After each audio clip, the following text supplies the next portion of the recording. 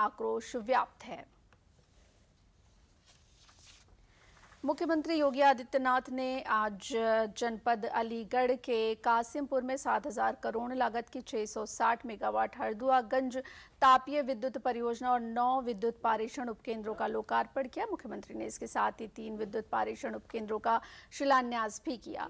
बाद में जनसभा को संबोधित करते हुए मुख्यमंत्री ने कहा कि भाजपा की सरकार प्रदेश में बिना भेदभाव के सबको बिजली, पर्याप्त बिजली और निर्बाध बिजली के उद्देश्य को लेकर कार्य कर रही है। उन्होंने कहा कि गैर भाजपा सरकारों में प्रदेश में किसानों और आम जनता को बिजली मिल ही नहीं पाती थी और प्रदेश लालटेन युग में चल रहा था, जबकि भाजपा के आने के बाद प्रदेश में 22 से 24 घंटे तक बिजली सबको दी जा रही है।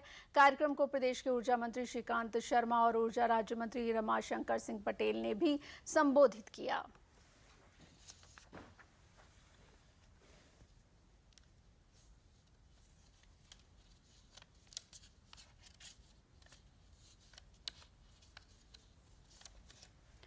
भाजपा अध्यक्ष जेपी नड्डा ने लखनऊ में एक जनसभा में योगी सरकार की तारीफ करते हुए कहा कि योगी सरकार ने उत्तर प्रदेश में 1,40,000 करोड़ रुपए का गन्ने का भुगतान किया है। उन्होंने कहा कि मायावती और अखिलेश के समय में उत्तर प्रदेश की चीनी मिलें बंद होती थी, जबकि योगी सरकार ने 3 चीनी मिलें चालू की हैं।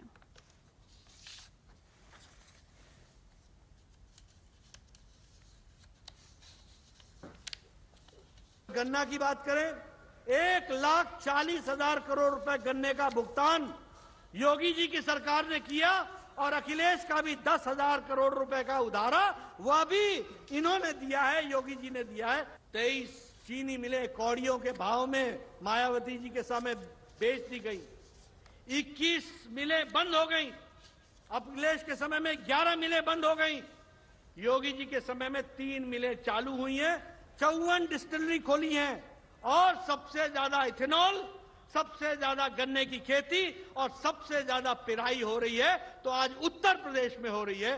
काम करने वाले लोगों की नीयत कुछ और होती है और राजनीति करने वाले लोगों की नीयत और होती है। बलिया से शुरू हुई जन विश्वास यात्रा का समापन बस्ती में कल भाजपा के राष्ट्रीय अध्यक्ष जेपी नड्डा ने किया। इस अवसर पर एक विशाल जनसभा में सपा पर निशाना साधते हुए उन्होंने कहा कि इनकी सरकार में 15 लाख लैपटॉप खरीदे गए थे, जबकि 6,25,000 ही लैपटॉप बांटे जा सके। शेष लैपटॉप कहाँ है, इसकी जानकारी किसी के पास नहीं है, जबकि योगी सरकार ने 1 लाख लैपटॉप और स्मार्टफोन बांटे हैं। आगे चलकर यह करोड़ों में संख्या पहुंचेगी। उन्होंने कहा कि अखिलेश यादव की सरकार आतंकवादियों को बचाने के लिए काम करती रही है। उन्होंने कहा कि सपा राम भक्तों पर गोली चलवाती है, जबकि भाजपा राम मंदिर का निर्माण करवाती है। उन्होंने प्रियंका गांधी पर भी टिप्पणी करते हुए कहा कि उनको लड़ने के लिए किसने रोका है। 70 साल तक अगर यही लड़ाई लड़ी होती तो देश की महिलाएं शौचालय को ना तरसती।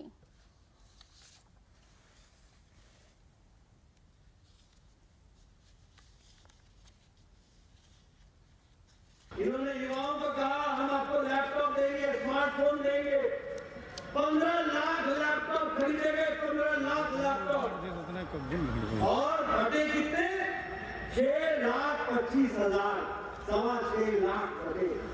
बाकी कहाँ गए, बाकी लैपटॉप कहाँ गए, अपने खाते में। हमारे स्वतंत्र देवी कह रहे सैलरी, अरे वहां भी चलेंगे, वो तो कोई मान लेते, वो तो किसी एक के हाथ में चलेंगे। 1 लाख लैपटॉप और स्मार्टफोन बांटे और आगे चलकर 1 करोड़ युवाओं को लैपटॉप और स्मार्टफोन पहुंचाया जाएगा। 1 करोड़।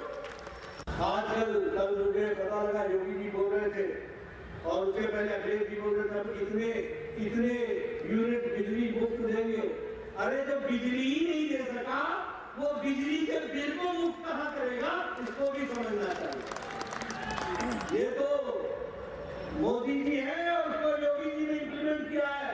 वो 24 घंटा बिजली रहती है कि नहीं रहती है, रहती है कि नहीं रहती है।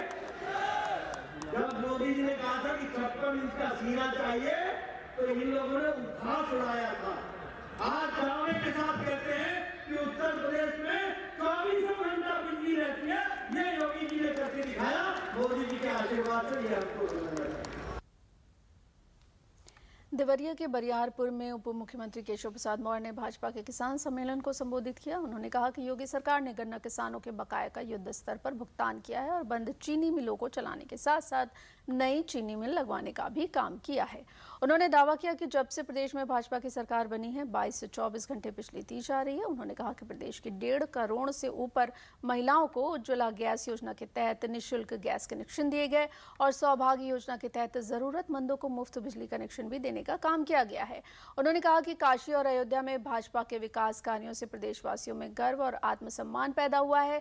सभा में सांसद रविंद्र कुशवाहा, विधायक तिवरिया, डॉक्टर सत्यप्रकाश मणि त्रिपाठी, पवन मिश्रा सहित बड़ी संख्या में भाजपा और अनुषांगिक संगठन के नेता उपस्थित रहे।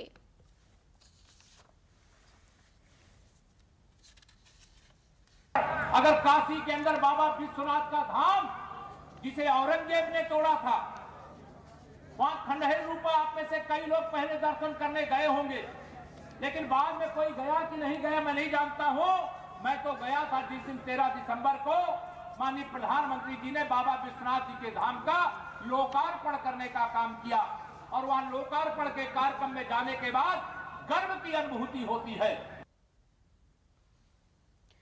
15 से 18 वर्ष के किशोरों के लिए जारी राष्ट्रव्यापी टीकाकरण अभियान का आज दूसरा दिन है। कल शाम 8 बजे तक 40 लाख से अधिक किशोरों को कोविड-19 की डोज दी गई। टीका लगवाने के लिए बुकिंग ऑनलाइन या कोविड टीका केंद्र पर कराए जा सकते हैं। इस बीच अन्य आयु वर्ग के लिए जारी कोविड-19 टीकाकरण अभियान के अंतर्गत देश में अब तक 146 करोड़ 61 लाख से अधिक के टीके लगाए गए हैं।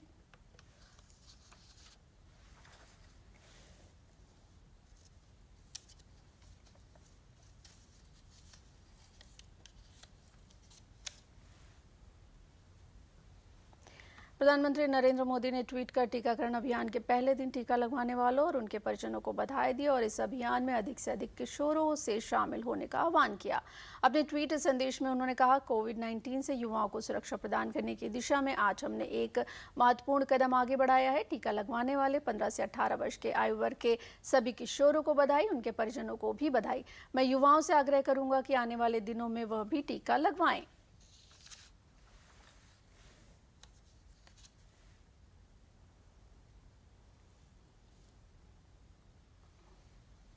देश में ओमिक्रॉन और कोरोना के बढ़ते संक्रमण और खतरे को देखते हुए कल से 15 से 18 साल के बच्चों की कोवैक्सीन देने की शुरुआत की गई है। स्वास्थ्य मंत्री मनसुख मंडाविया ने ट्वीट कर जानकारी दी कि पहले दिन करीब 40 लाख बच्चों को कोरोना वैक्सीन लगाई गई है।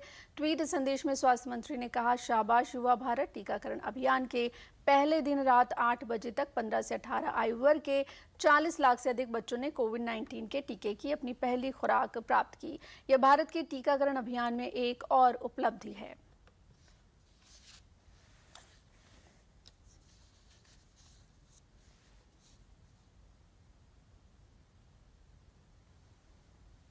प्रदेश सरकार ने राज्य के स्कूलों को 15 से 18 वर्ष की आयु के बच्चों को 2 दिन की छुट्टी देने का निर्देश दिया है, जिन्हें कोविड टीका लगाया जा रहा है। कोविड टीकाकरण के दिन और अगले दिन अवकाश मिलेगा। बच्चों के टीकाकरण अभियान के पहले दिन लगभग 1.5 लाख बच्चों का टीकाकरण किया गया। मुख्यमंत्री योगी आदित्यनाथ ने कल लखनऊ के सिविल अस्पताल से 15 से 18 वर्ष के बच्चों का टीकाकरण अभियान की शुरुआत की थी। मुख्यमंत्री ने बच्चों के लिए निःशुल्क टीके उपलब्ध कराने के लिए केंद्र सरकार को धन्यवाद दिया।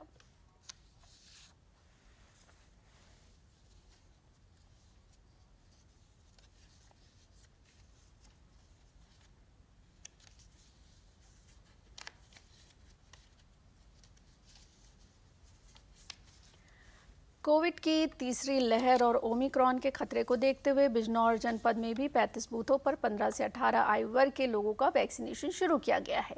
जनपद में 2,58,000 से अधिक 15 से 18 आयु वर्ग के लोगों का टीकाकरण किया जाना है। इसके लिए कोविन ऐप में पंजीकरण भी शुरू हो गया है। जिले में पर्याप्त मात्रा में वैक्सीन उपलब्ध कराई गई है।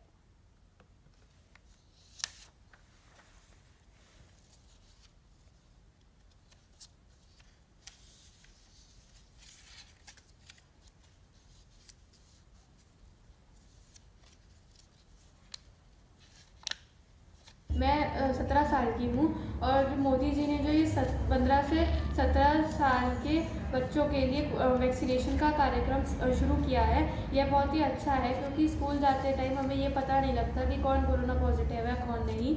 इसलिए मैं मोदी जी का इसमें बहुत ज़्यादा धन्यवाद करना चाहती हूँ। मेरा नाम भूपेंद्र कुमार है। मैं ग्राम गुजरपुर बिजनौर का रहने वाला हूँ। जब मैं बाजार या स्कूल जाता था मुझे संक्रमित होने का डर रहता था। अब मोदी जी ने ये वैक्सीनेशन की अभिक्रिया शुरू कर दी है, मैं उनका हार्दिक अभिनंदन करना चाहता हूँ। मेरी एज अभी 17 है और ये जो 15 से 18 के बीच में जो वैक्सीनेशन की पहल है ये बहुत अच्छी है, क्योंकि लाइक अगर हम स्कूल में भी जाते हैं तो वहाँ पे भी हमें पता नहीं होता कि कौन कोविड पॉजिटिव है या किसी को है या नहीं, हमें ऐसे पता नहीं चलता। तो इसलिए मैं इसमें मोदी जी को थैंक यू कहना चाहता हूँ इस पहल के लिए।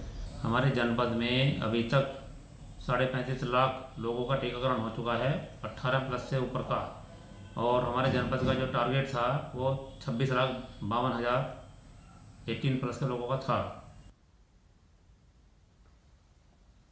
चित्रकूट जनपद में भी कोरोना से युवाओं को बचाने के लिए 15 से 18 साल के युवाओं का टीकाकरण शुरू कर दिया गया है। 69,000 से अधिक युवाओं के टीकाकरण का लक्ष्य रखा गया है। इसके लिए 124 सेंटर बनाए गए हैं।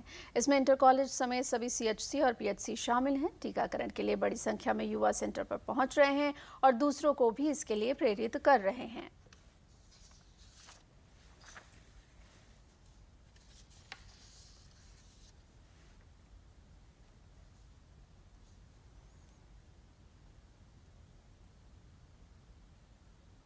यहाँ पे कोविड वैक्सीनेशन के लिए आई हूँ, जो 15 से 18 साल के बच्चों के लिए है। ये हमारे देश की सुरक्षा के लिए एक अहम।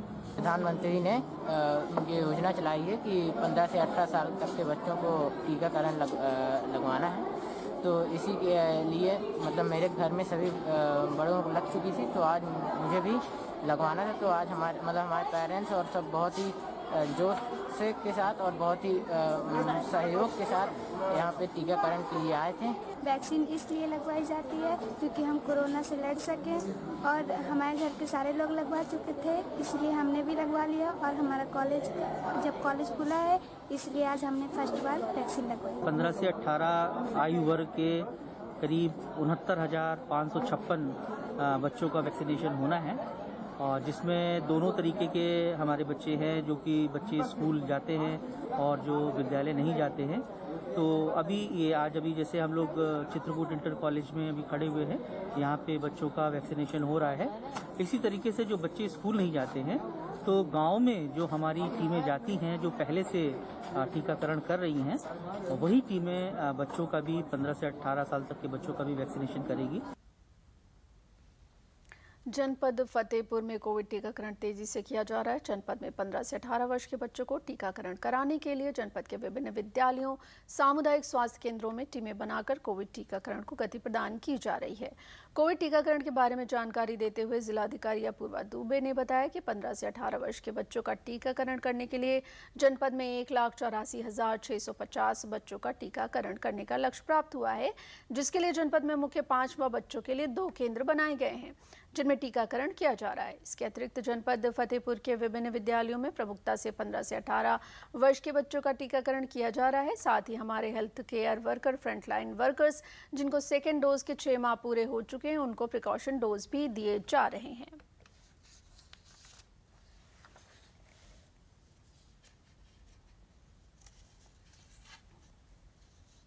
15 से 18 वर्ष के जो बच्चे हैं, जो छात्र हैं, उनके लिए हम लोगों को जो लक्ष्य प्राप्त हुआ है वो 1,84,650 का लक्ष्य हम लोगों के जनपद में है। That is the expected population. उतने डोजेस हम लोगों को लगने हैं।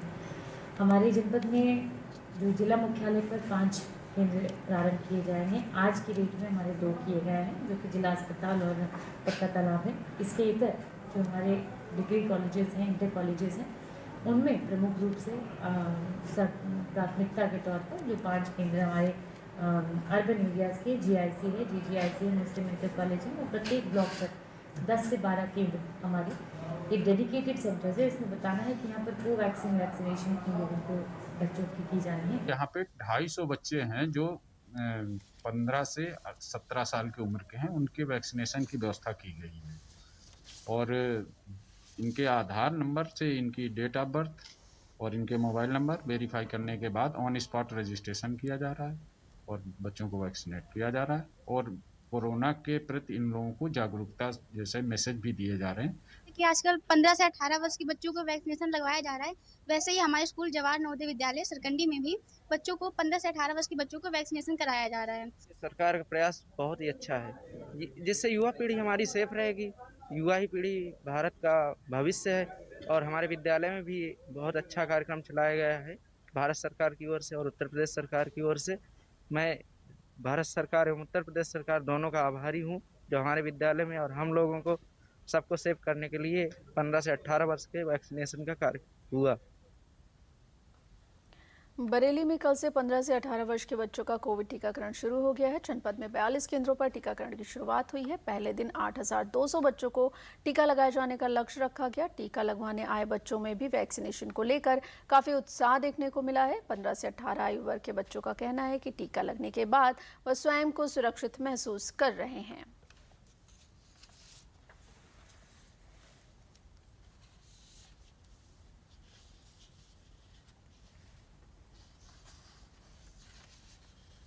ये 15 से 18 साल का कोविड वैक्सीनेशन आज स्टार्ट किया गया है, जिसके अंतर्गत हमने 42 सेंटर बनाए हैं जहां पर बच्चों के टीकाकरण हो रहा है, जिसमें हमारे 19 सेंटर देहात क्षेत्र में हैं, बाकी हमारे शहरी क्षेत्र में हैं।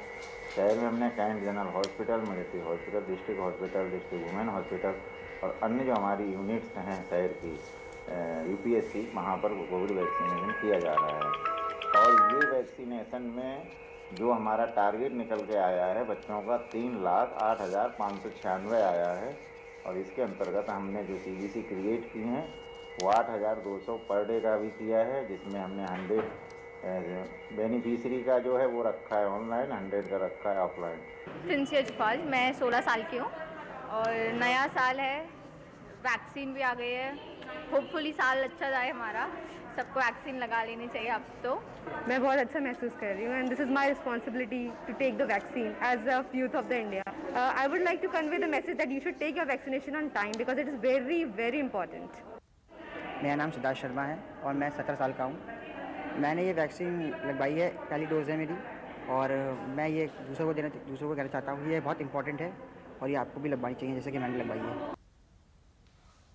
देश भर में ओमिक्रॉन वेरिएंट के अब तक कुल 1892 मामले सामने आ रहे हैं। स्वास्थ्य मंत्रालय के ताज़ा आंकड़ों के अनुसार इनमें से 766 लोग उपचार करवाकर स्वस्थ हो चुके हैं। ओमिक्रॉन के सबसे ज़्यादा 568 मामले महाराष्ट्र में सामने आए हैं, जबकि दिल्ली में अब तक 382 मामले सामने आए हैं।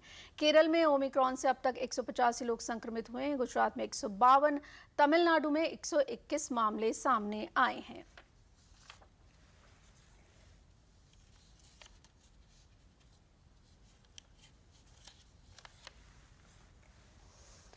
वाराणसी में राज्यपाल आनंदीबेन पटेल ने आयुक्त कार्यालय सभागार में टीबी से ग्रस्त बच्चों को पोषण सामग्री वितरित की। इस अवसर पर उन्होंने कहा कि प्रधानमंत्री नरेंद्र मोदी के नेतृत्व में ऐसे बीमारजनों के लिए कई योजनाएं संचालित की जा रही हैं।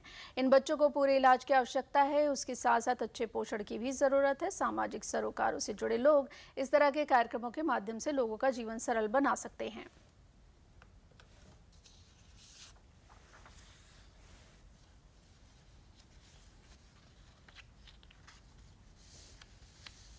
आज तो इतनी सुविधा हो गई है, घर के आगे स्कूल है, पास में आंगनवाड़ी है, लेकिन हमारे पास समय नहीं है हमारे बच्चों की परवरिश करने के लिए।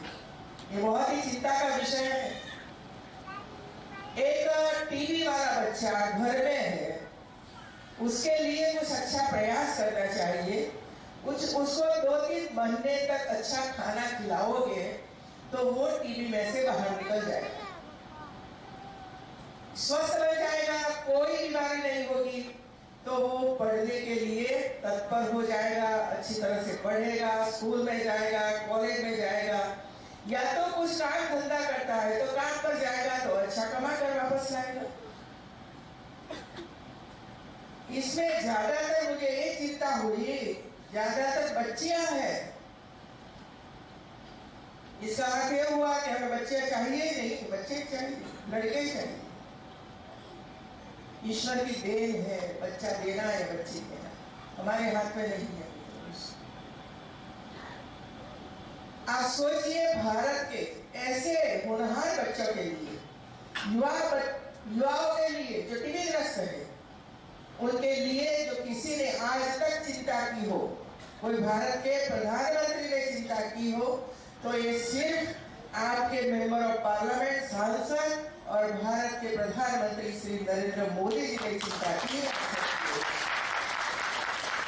वे सोचते हैं कि हमारा बचपन बचाया जाए।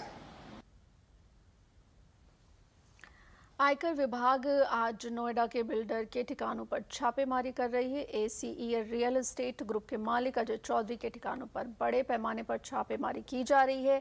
एसीई ग्रुप के नोएडा, दिल्ली और आगरा सहित कई शहरों में ठिकानों पर छापेमारी जारी है। अजय चौधरी समाजवादी पार्टी के करीबी बताए जाते हैं। इसके अलावा आयकर विभाग का दल आगरा में जूता बनाने वाली कंपनी पर छापेमारी कर रहा है। इस कंपनी के मालिक हरसिमरन सिंह अलग उर्फ मन्नू है और इनके ठिकानों पर भी छापेमारी जारी है। इस कंपनी के निदेशकों सहित अन्य कई अधिकारियों पर वित्तीय लेन देन पर फर्जीवाड़ा करने और कर चोरी करने का आरोप है।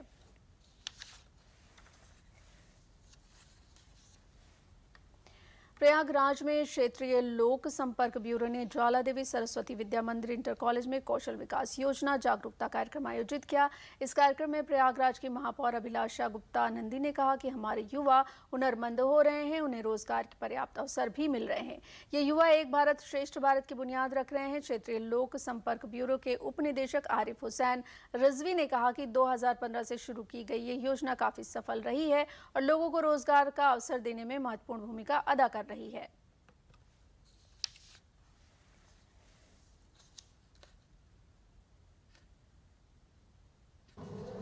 देखिए, प्रधानमंत्री जी का जो कौशल विकास योजना है वो हर वर्ग के लिए है, हर व्यक्ति के लिए है और उससे हर समुदाय को भी लाभ होना है, क्योंकि उसमें स्किल इंडिया का भी कार्यक्रम है। उसमें शौचालय, स्वच्छता, मकान निर्माण और जितनी भी छोटी छोटी आपकी ज़रूरत की आवश्यकताओं की जो योजनाएं हैं वो सारी की सारी उसी में है।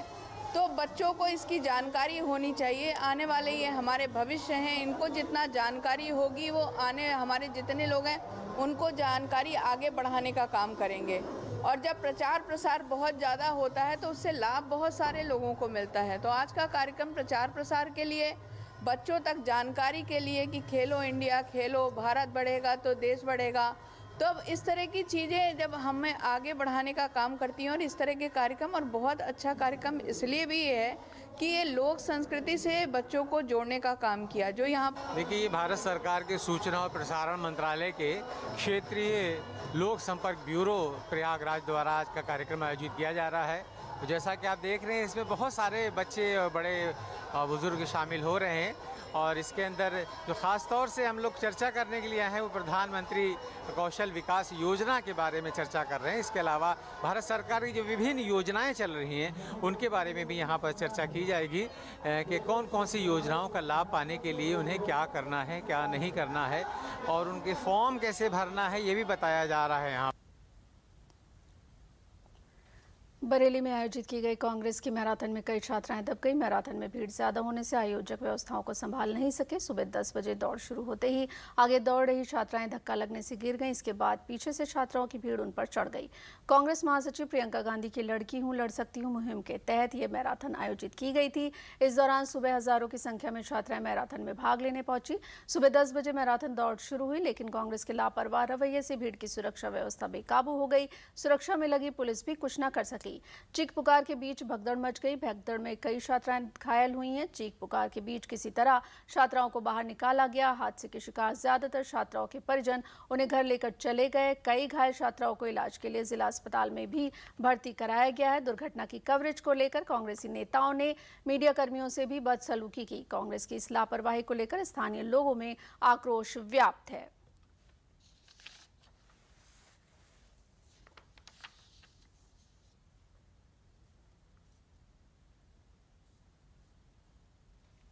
भाजपा किसान मोर्चा के राष्ट्रीय अध्यक्ष सांसद राजकुमार सिंह चाहर ने कहा कि योगी सरकार किसानों की हितैषी सरकार है। प्रधानमंत्री नरेंद्र मोदी की सरकार ने किसानों की आय बढ़ाने के लिए लगातार काम किया है। प्रदेश में गेहूं धान की रिकॉर्ड खरीद की गई है। किसान सम्मान निधि किसानों के खाते में पहुंच रही है। किसानों को अपने उत्थान के लिए ऐसी सरकारों का चुनाव करना चाहिए जिससे उनके हित में हमेशा काम होता रहे। उन्होंने कहा कि गरीबों का फ्री टीकाकरण हो, मुफ्त राशन हो, यह सब सरकार लगातार कर रही है। सरकार को आपकी रसोई से लेकर चिकित्सा तक की चिंता है।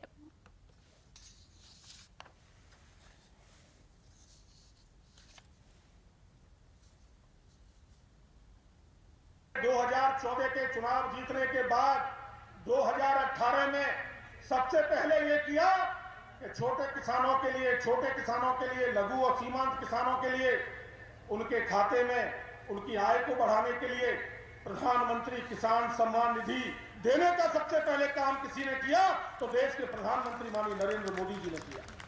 जानकारी के लिए मैं बताना चाहता हूं कि आज प्रधानमंत्री किसान सम्मान निधि में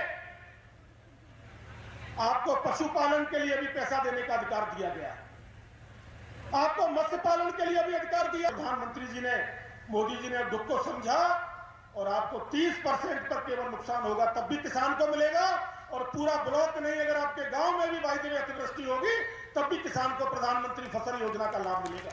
तो देने का काम मोदी जी ने किया है, और मोदी जी ने किसानों की चिंता करने के साथ साथ पूरे देश के लोगों की चिंता करने का काम किया है। कामकाज और वर्तमान सरकार के कामकाज में जब आप दोनों का विश्लेषण करोगे तब पता चलेगा कौन सी सरकार ठीक है, किसने सरकार का काम किया है।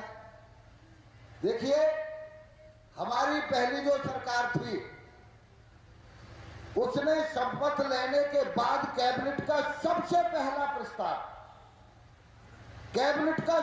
पहला प्रस्ताव किया कि लखनऊ में जिन आतंकवादियों ने कचहरी पे बम विस्फोट किया है, जिसमें 6 आदमी मारे गए, सैकड़ों घायल हुए, सबसे पहला प्रस्ताव था आदरणीय मुलायम सिंह जी की कैबिनेट का कि उन आतंकवादियों को तत्काल बिना शर्त रिहा कर दिया जाए। चुनाव के दृष्टिगत ब्लैक मनी और अवैध गतिविधियों को रोकने के लिए पुलिस ने कार्रवाई तेज कर दी है। कल देर रात लखनऊ पुलिस के साथ हुई मुठभेड़ में नकली नोट के कारोबारी और दुर्दांत अपराधी मंगेश और विशाल यादव को गुडम्बा पुलिस ने गिरफ्तार किया है। इनके पास से देशी हथियार भी बरामद हुए हैं। एडीसीपी उत्तरी प्राची सिंह ने बताया कि इन लोगों के पास से बड़ी मात्रा में नकली भारतीय करेंसी बरामद हुई है। ये तीनों शातिर किस्म के अपराधी हैं। उन्होंने कहा कि इन लोगों से पूछताछ की जा रही है। इनके साथ मौजूद एक अपराधी फरार हो गया है, जिसकी तलाश की जा रही है। गुडम्बा की जो फोर्स थी वो गश्त कर रही थी, तो अंदर ही हमारा एक मुखबिर था इसी रोड पे। उसने ये सूचना दी कि ये जो नवाजपुर गांव है उधर उस रोड के पास ही 3 लोग खड़े हुए हैं, बाइक से अपने बाइक में हैं, 3 लोग हैं। उनके पास काफ़ी मात्रा में करेंसी है और वो लोग शायद कुछ घटना करें, मतलब इस टाइप से संदिग्ध उसको फील हो रहा था। तो उसने हम लोग को तुरंत सूचना दी। सूचना पाते ही तुरंत फोर्स वहाँ मूव की और इन लोग से 10-15 कदम की दूरी पे ही फोर्स थी, जहाँ पे उनको पूछा गया कि आप लोग यहाँ क्यों खड़े हो अंधेरे में, किस वजह से खड़े हो। तो उनमें से एक बदमाश ने फोर्स के ऊपर फायरिंग की, लेकिन कोई उसका वो बुलेट लग नहीं पाई किसी को। और उसके बाद तुरंत ही दोनों लोगों को दबोच के पकड़ लिया गया, जिसमें से एक बदमाश भाग गया जंगलों के अंदर। हमारे 2 जवान उनके पीछे भागे, लेकिन वो उनको पकड़ नहीं पाए हैं, अभी वो फरार है। जो भागा हुआ बदमाश उसका नाम रोहित यादव है और जो बाकी के 2 लोग पकड़े गए उसमें से एक मंगेश है और एक विशाल है। इसके साथ समाचार समाप्त हुए। नमस्कार।